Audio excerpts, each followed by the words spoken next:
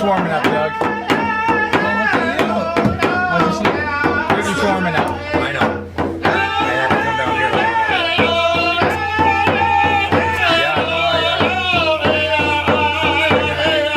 Yeah, 4 hours of sleep.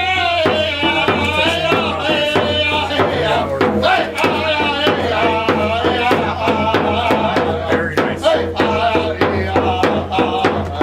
How you doing? Good.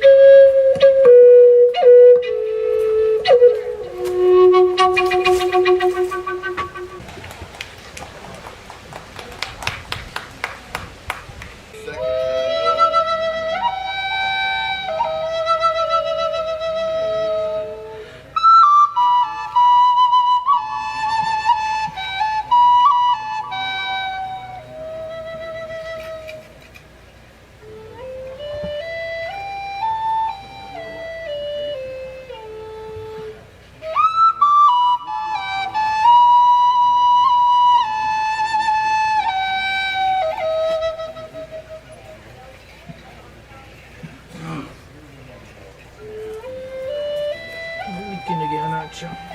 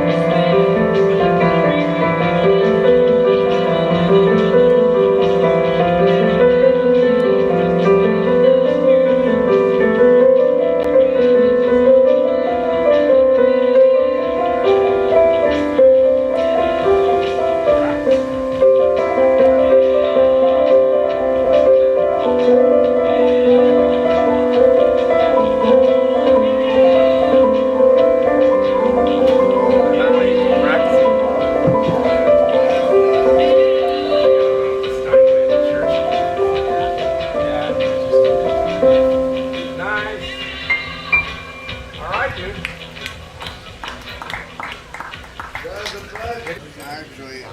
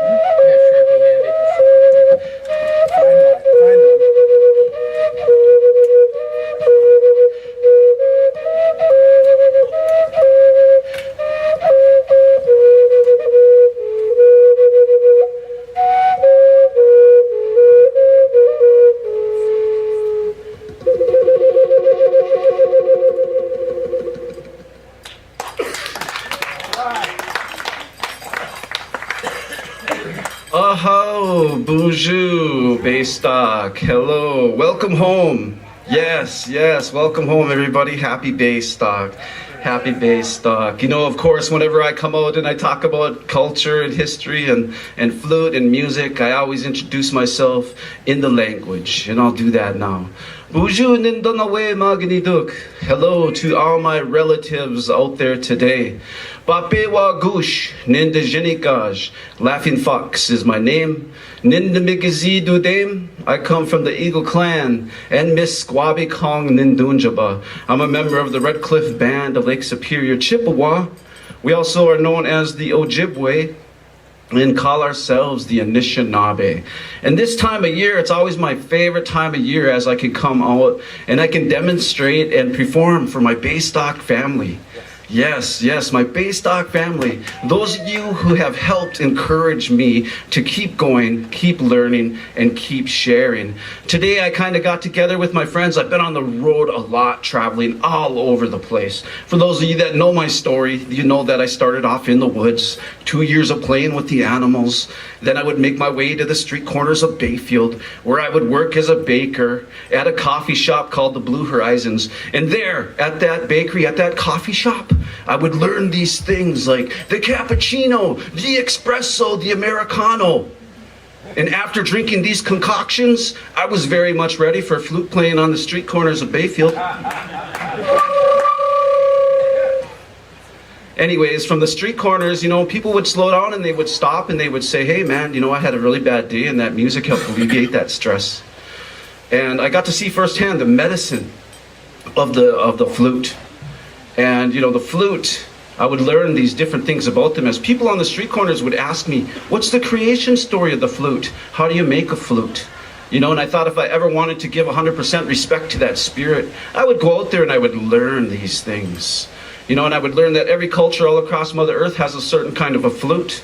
I would learn that the flute is one of the oldest instruments out there, carbon dating back some 60,000 years ago. So it's been with the humans for a very long time, resonating within our DNA.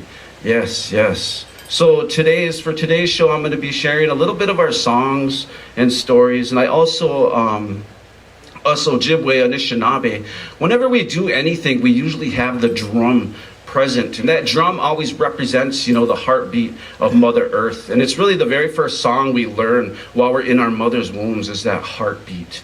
So for today's show, we're going to have that drum present, and we're always going to be hearing that soft heartbeat, that medicine of Mother Earth. Because really here we're gathered, much like that of our ancestors, to tell our stories, to talk about our culture, our histories, and to pay homage to those people who have come before us, who have sat much like we're sitting now, in the spirit of sharing, caring, building an environment of compassion and empathy, and listening to one another. Yes. So before I get going too far into my coffee, yes, I'm going to invite up a couple of my drum brothers, and they're going to have this beautiful, beautiful welcoming song to kind of get us going and wake us up a little bit and welcome us home. I'd like to invite out my drum brothers here, Frank Morris and Mukwa Noden from the Red Cliff Band, Lake Superior, Chippewa. Let's give them a round of applause for them. I drummed with these guys pretty much my whole life, so I'll let them and their voices speak for themselves. Chimigwich, everybody out there, I'm so glad to be here again, and it's so nice to be home.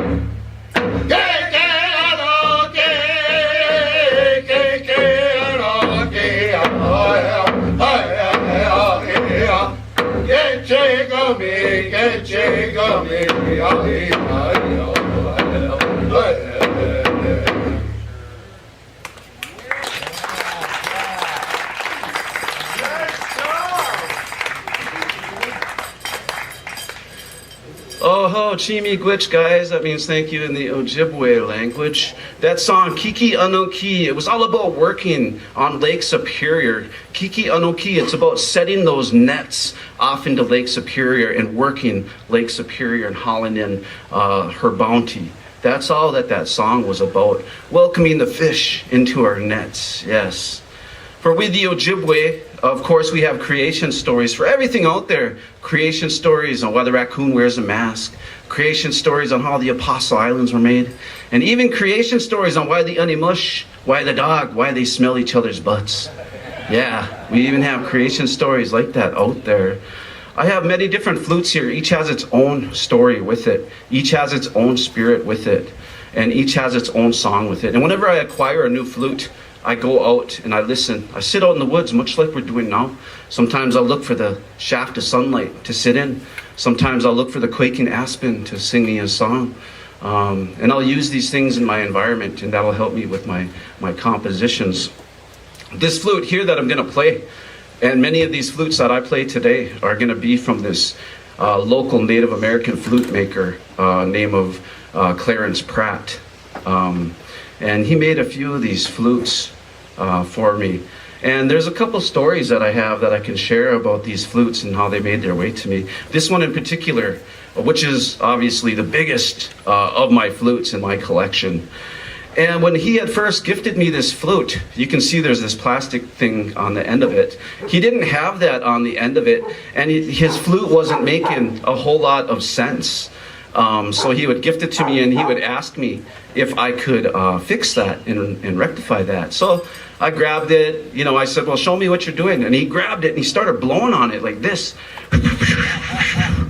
And while he was doing that, I kind of looked at him and I said, hey man, what are you doing to that flute? It looks like you're trying to give it a hickey. He's sitting on there like that, so I would get it and I would mess with it. And I learned how to make it work. And there was one of these things in my car at the time, and this little plastic thing, believe it or not, helps me, it used to help me start my car. I would have to blow in it to start my vehicle every time I started it, and 5 minutes after every time I started it, and 20 minutes after that. And I even drove to California like that. But Donnie, he made these flutes, and he left behind these beautiful, beautiful instruments with these beautiful, beautiful voices. We come together like family today, and like family, we need that healing. So a lot of the focus today is on that healing. This is a song from Donnie's flute that's going to echo from here to forever.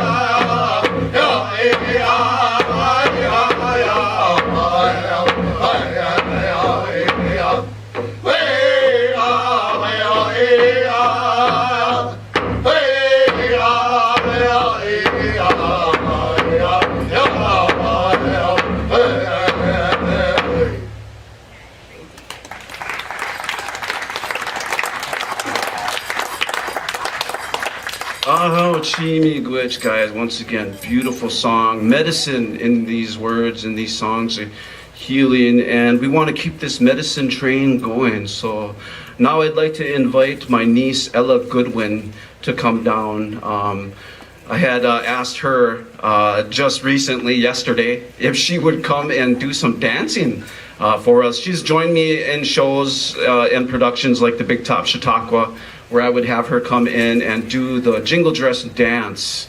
And the jingle dress dance, like most of our dances, are healing dances. And come on down, Ella, come and stand up here. And the story for the medicine dance, the jingle dress dance, the story of it happens about 100 years ago or so, back when we had the time of the Spanish flu here, and a lot of communities were getting sick. In this community, this man would have a dream about this dress, and he would see it in different colors, and it would have all these shiny metal cones on it, and whenever they clicked and made a sound, it would create that sound of rain, the healing power of that rain, you know, that water, something that we all need to survive. Upon having this dream, this vision, he would tell his wife about it, and she would say, we need to make this happen. So she got together with some women from the community. They talked about how the dance was to be danced. They talked about how the dresses were to be made. And then they were having what we call a big drum ceremony. And as everybody attended during the break, the Inini, the old man, would stand up and tell the community about his dream, about the dress and its healing properties in it. And as the community, the girl, she was so sick that all she could do was just lay there. So they placed her on a blanket at this big drum, and she just laid there. And as the drum started to go and they started to sing, she stirred and she looked up.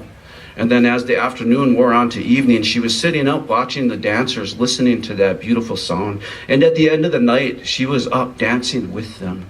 This is the story and the healing power of the dress, the jingle dress dance. And it's always an honor for us to come out and demonstrate a little bit about that. My niece also represents the senior Miss Redcliffe at the Redcliffe powwow. Or did you just give up your crown? She's not wearing her crown now, so she just retired, but she represented our community from the time since she was this big.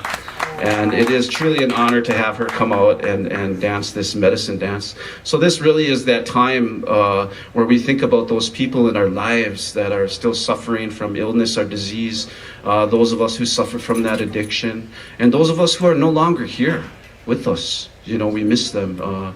You know, of course, they love us unconditionally, and when they go on to that next world, they forgive everything. So this next song is a medicine song, a healing dance. Aho. Oh,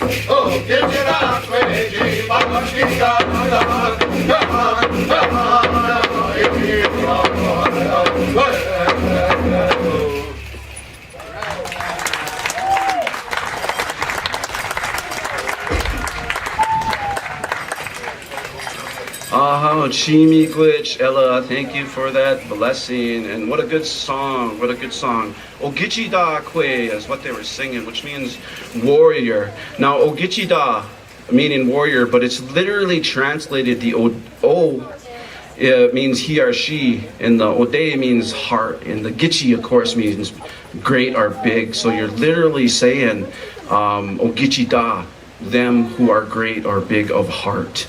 Right, so that's really what warrior means. It's more than just grabbing a gun and running into battle.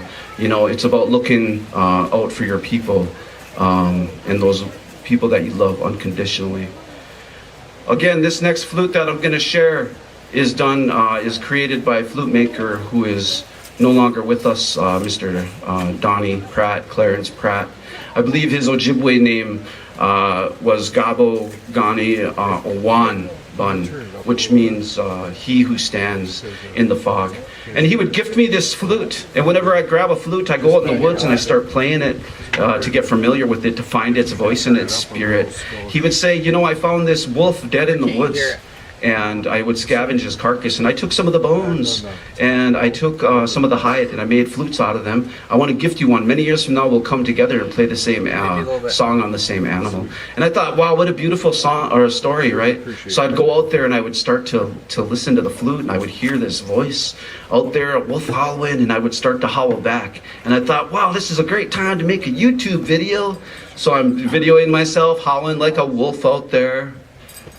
Create this beautiful video. I go out and I post it on YouTube, and I write this beautiful story, and I would see Donnie had commented. He's like, oh, hey, I forgot to tell you, it's not really a wolf bone flute. And I was like, what? You know, so, you know, I would see him like a week or two later, and I would say, hey, man, you know, you told me that was a wolf bone flute. Is that not the case?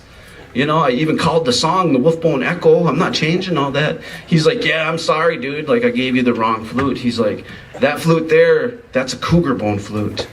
And I was like, oh, man. I was like, that makes a lot of sense. And he said, well, how's that? And I said, well, whenever I play that flute on a full moon, all the cougars come out.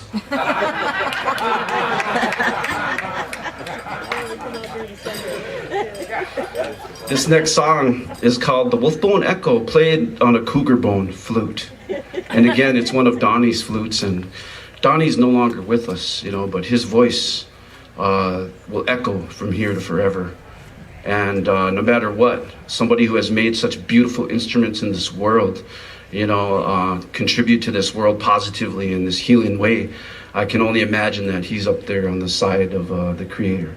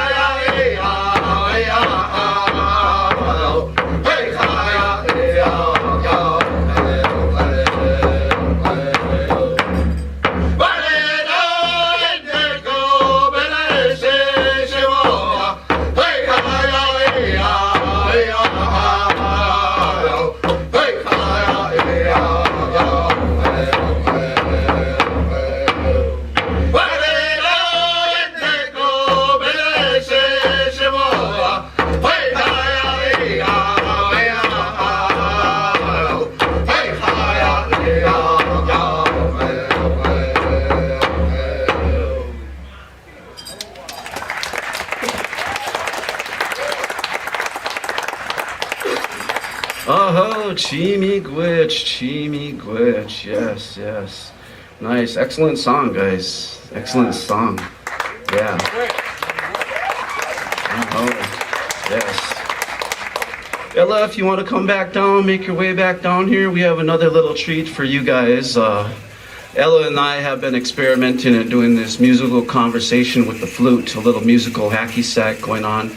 And we did some demonstrations up at the Big Top Chautauqua, so we'd like to play some flute duet for you at this time, yes.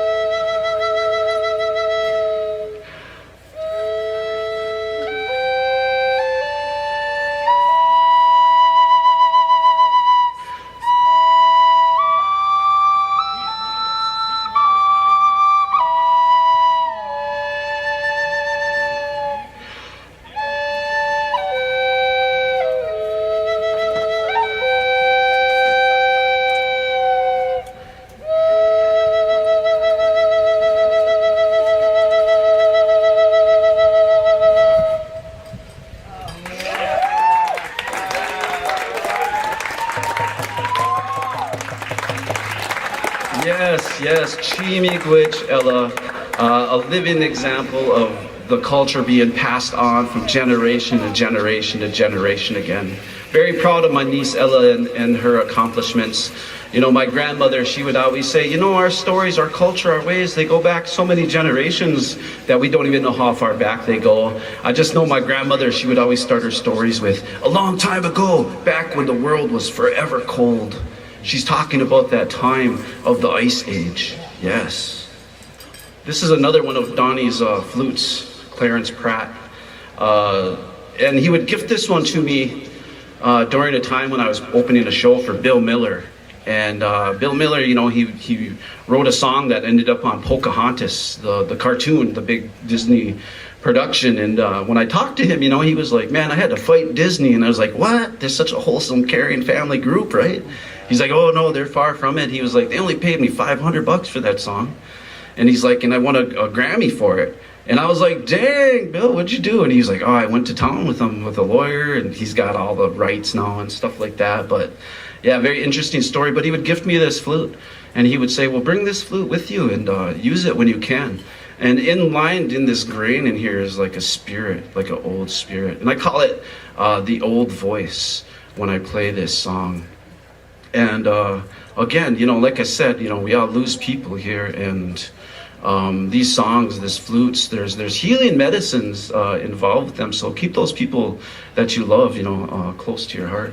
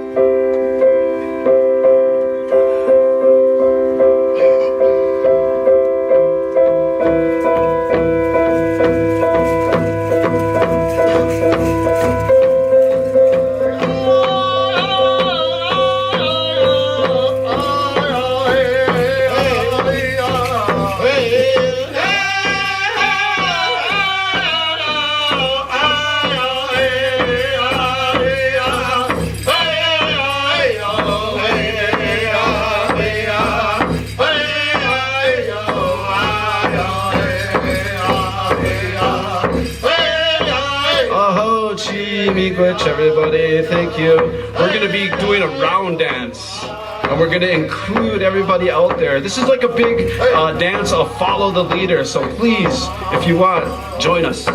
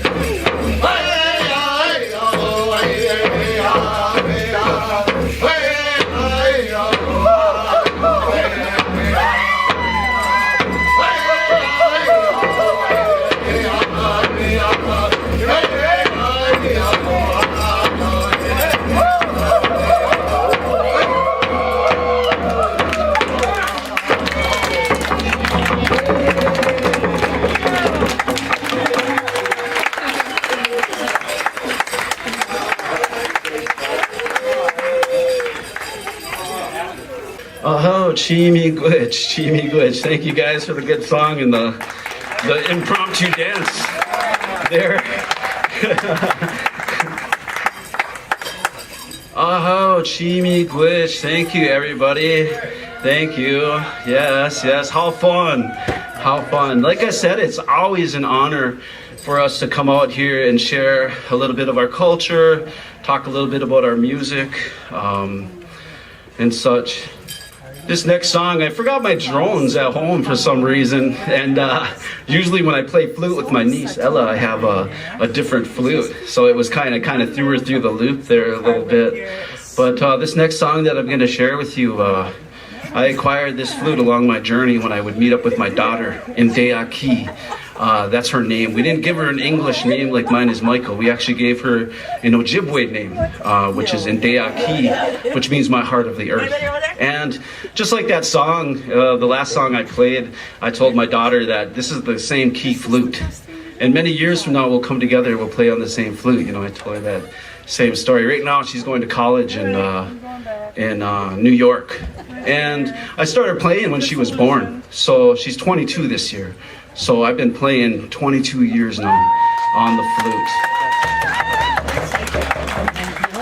Started right here in the woods. If you're just joining us, I was just bringing us all up to speed on. Spent 2 years in the woods learning how to play, and I would come to the street corners where I would start to share. And the good people on those street corners would encourage me to keep sharing, to keep learning, to keep growing. I would also see the positive effect that the flute had on the people.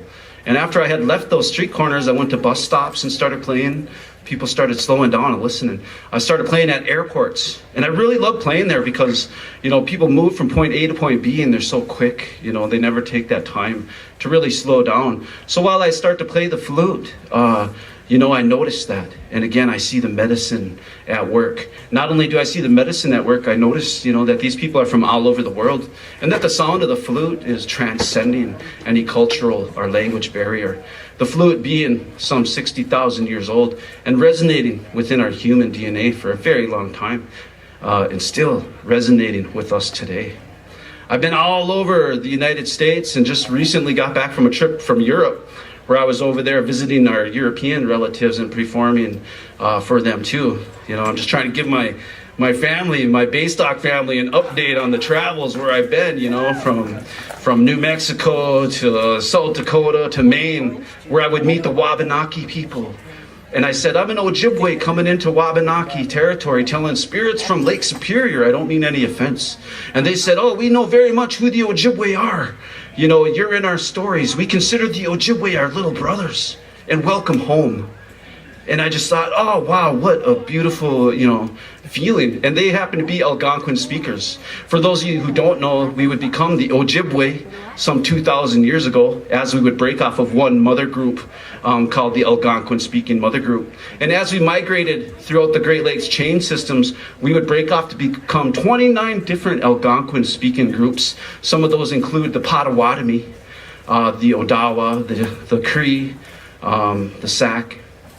Even on the west coast or on the east coast, the Wabanaki, the Passamaquoddy, they all speak the same dialect. It's really cool. We had some of the same words and stuff. So another one of those kinds of connections. Yeah. This next flute is all about that human experience, and it's all about us coming together, much like we're that now. Coming together, sharing culture, stories, music, and celebrating each other. And when we celebrate each other and all of our diversities, you know, we promote that unity. You know, we create an environment of empathy and compassion for one another, and that allows us to grow in really good and healthy ways. And this next song is all about coming together and working together and making those beautiful things happen.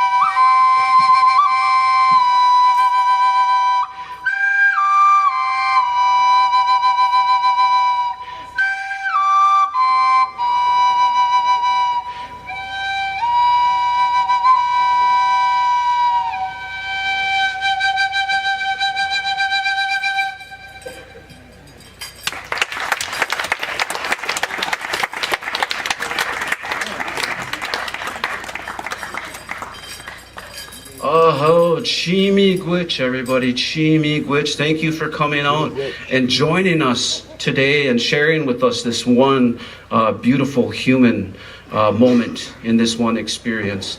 We're gonna finish up with how we always do as Ojibwe people, with kind of like a traveling song, almost like a closing song, to send us off with some really good vibes. And then we're gonna hurry up and get off stage for Char Barbara. I know that they're out there somewhere. Yes, yes. And they actually invited me down to the cities to perform at their places of work and business. So I really appreciate that, coming in and talking to your people, your audience.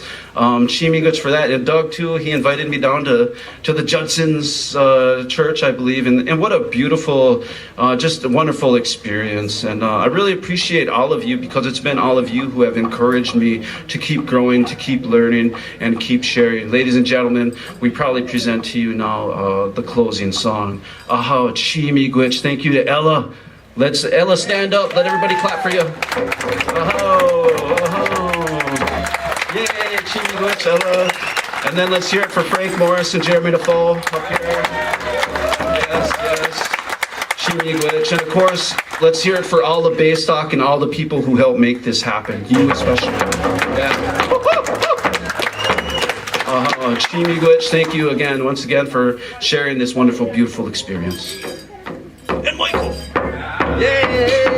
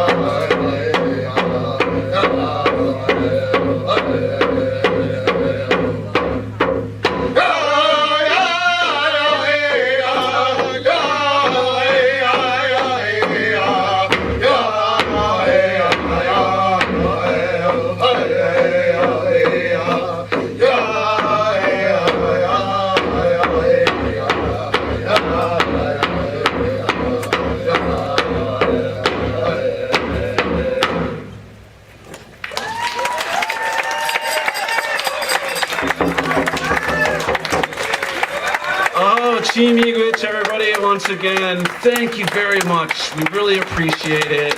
I know we had a great time, and I hope you guys did too. Enjoy your Baystock, yes! Happy Baystock!